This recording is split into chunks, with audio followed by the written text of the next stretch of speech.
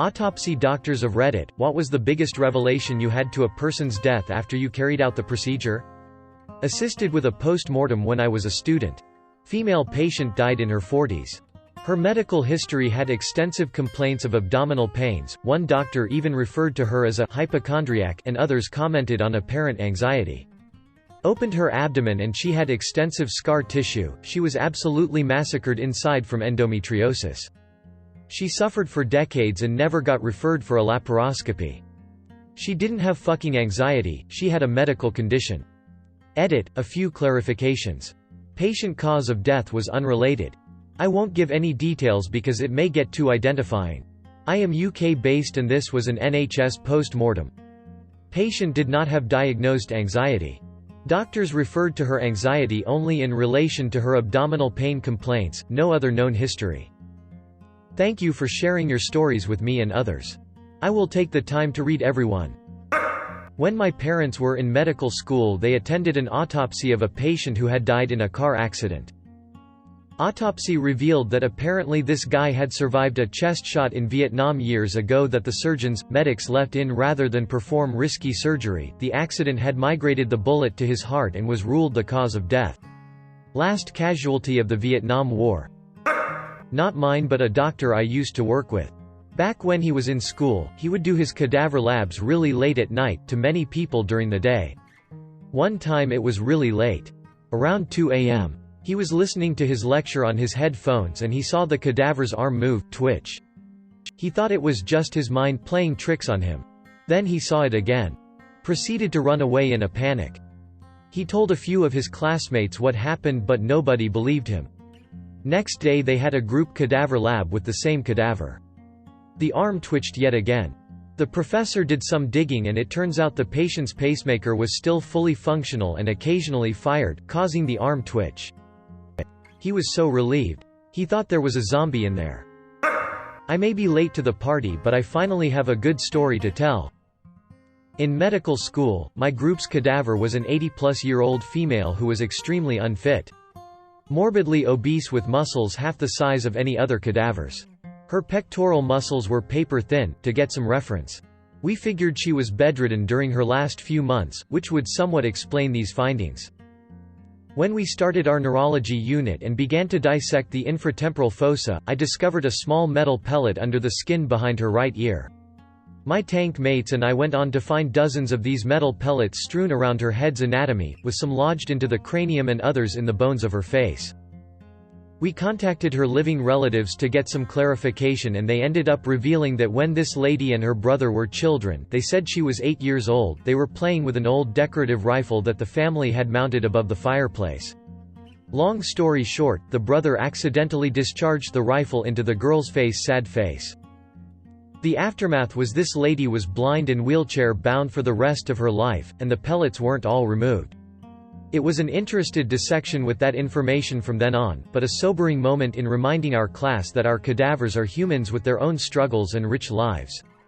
If you're considering donating your body to science, please know that we don't take the responsibility lightly and a million thanks aren't enough. I have more stories if anyone is curious. Edit, I should add that her granddaughter made a point of saying this lady did not hold a grudge on her brother, and they lived full lives on happy terms. Smiley face.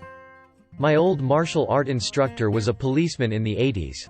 He was shot with birdshot in his torso and many of the pellets were not removed.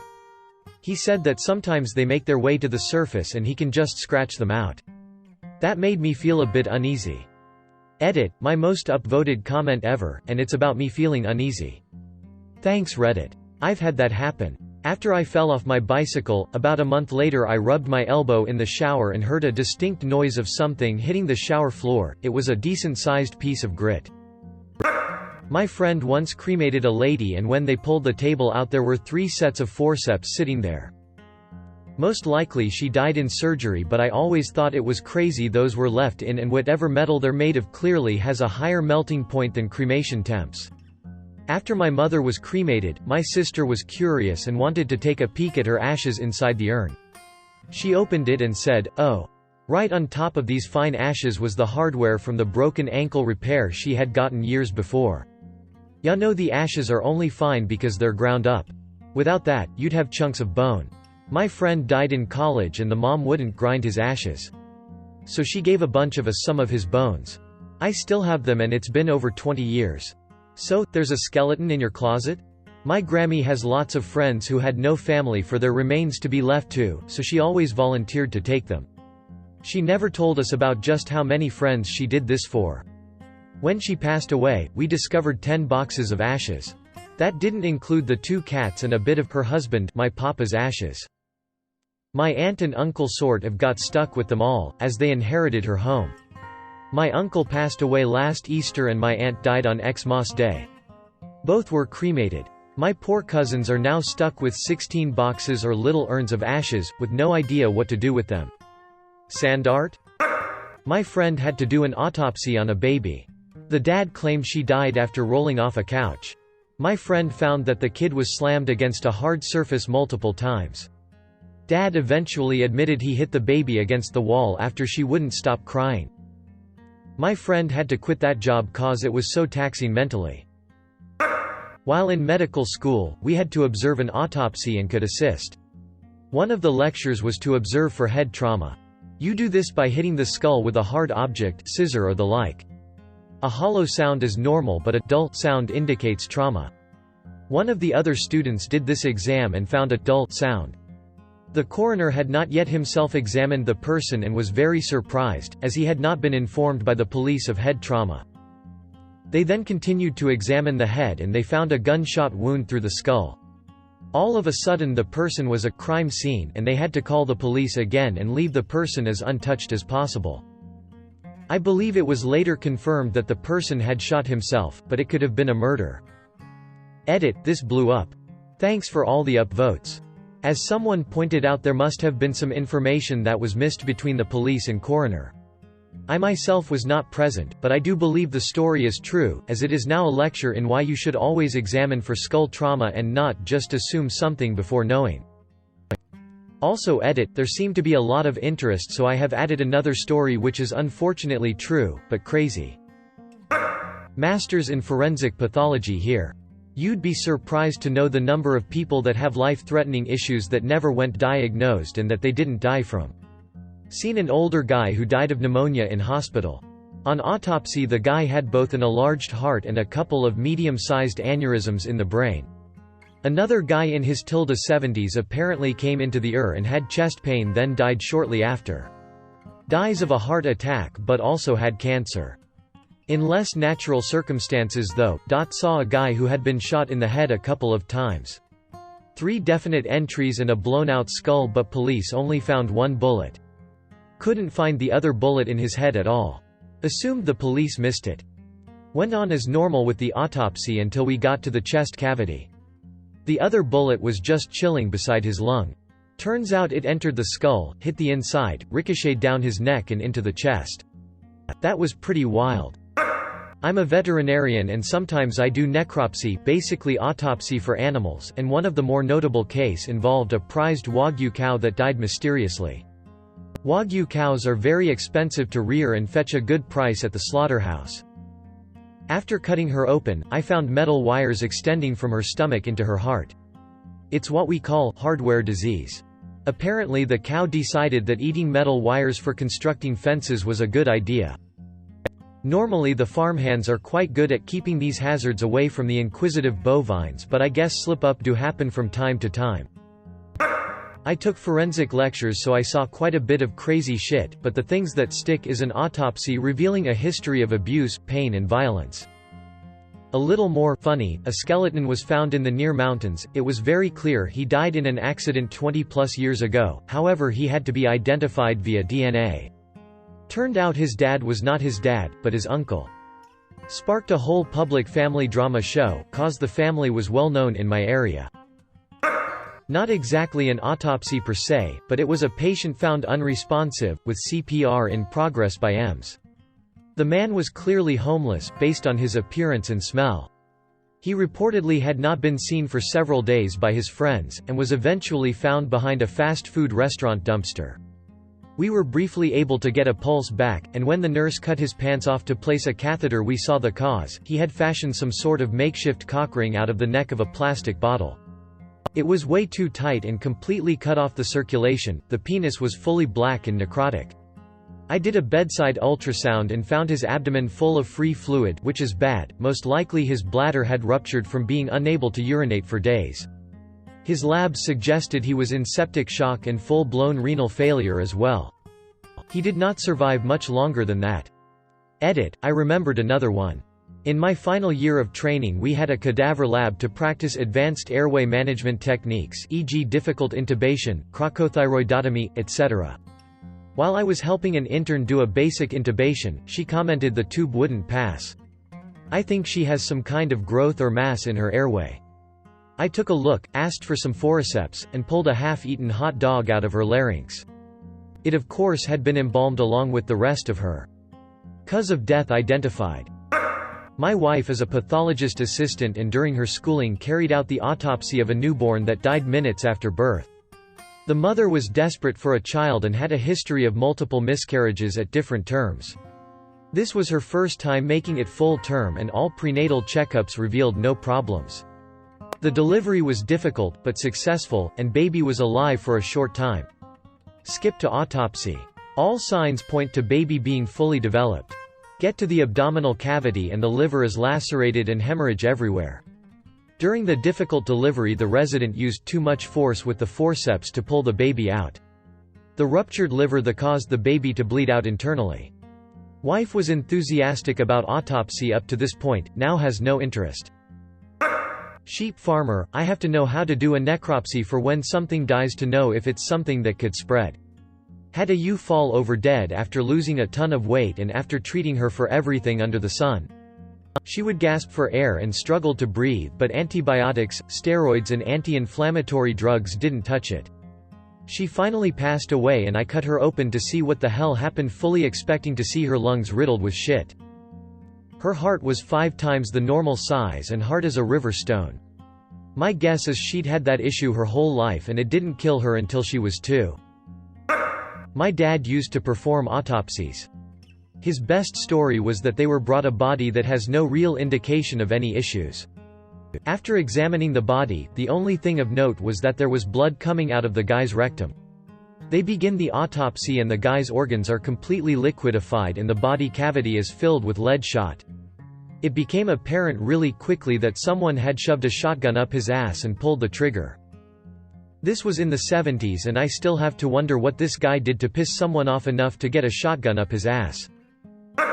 This story circulates every year at my medical school. A body came in with a gunshot wound to the chest. There was no exit wound. They tried to locate the bullet during the autopsy. No success. They then did a whole scan, X-ray or CT, of the upper chest, abdomen, pelvis. No bullet. At that point someone said fuck it, let's scan the whole body. Lo and behold, the bullet was detected in the popliteal fossa area behind the knee. It had embolized, traveled from the heart all the way down the arterial system to the knee where it got stuck in one of the narrower blood vessels. Training in the medical examiner's office. Elderly woman found dead by herself in her home. There was nothing suspicious, so I was given the case. Took out all the organs, dissected everything, completely unremarkable. I cut through the larynx as the last step before I could clean up and finish the case, and boom, giant piece of chicken lodged in her windpipe. Died choking on dinner. I'm single and happy being single, and honestly I think about that scenario too often. Choking on my food, dying alone in my apartment, my cat eating my face. In college I took a figure drawing class and the teacher was adamant that you couldn't draw the figure if you didn't know what was in it, so he drug us over to the anatomy lab and had the anatomy teacher show us 2 cadavers that were being dissected by their med students. When it came time to ask questions, of course, have you ever found something weird in a body came up. The story is as follows. They get a body, and for legal reasons they aren't told much about the person aside from medical history. They were told that the old man was a sort of rock star type and was a one-hit wonder from his youth, and to use extra discretion with him in particular, not tell the students who might recognize him. The lab is full of 20-year-olds and so nobody recognized who he was, unsure if the teacher even knew, but it didn't sound like she did, or what his deal was, so they wrote it off as non-useful information aside from his lifestyle. He had drug use and alcohol issues in his life and they were told he partied a lot. Cool. The body has a raging boner. Like 100% of the time. Teacher doesn't think much of it aside from that he was particular in doubt and everybody wrote it off as not important to their studies. So they go through the general dissection that they do.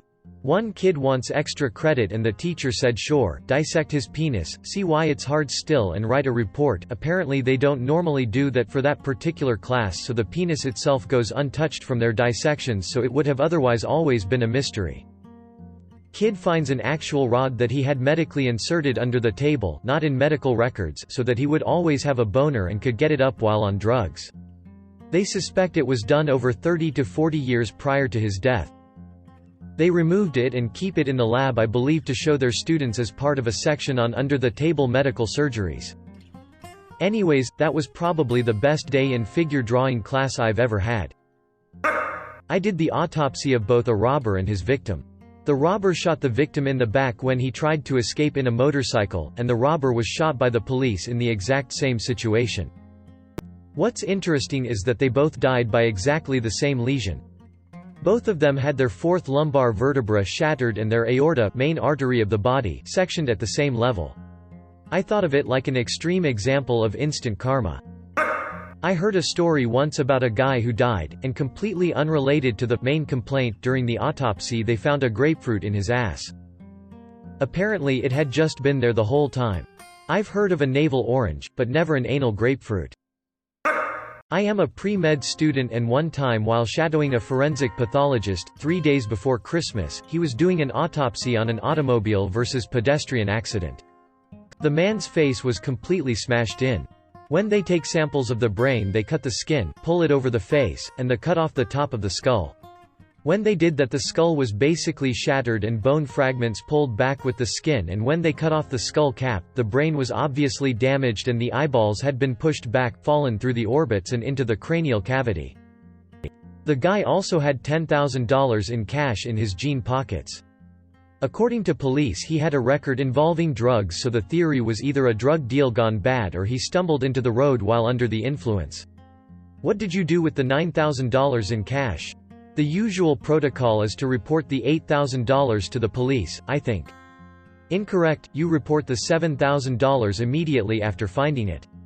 So do I go to court to turn in the $6,000, or is there some other way? I'm pretty sure the court would be the right way to handle and hopefully redistribute the $5,000. But where would the $4,000 be redistributed to? I'd hate to pass out money that was in a dead man's pocket. I think we should donate the $3,000 to charity to help people in need. Definitely should report the $2,000 to the police.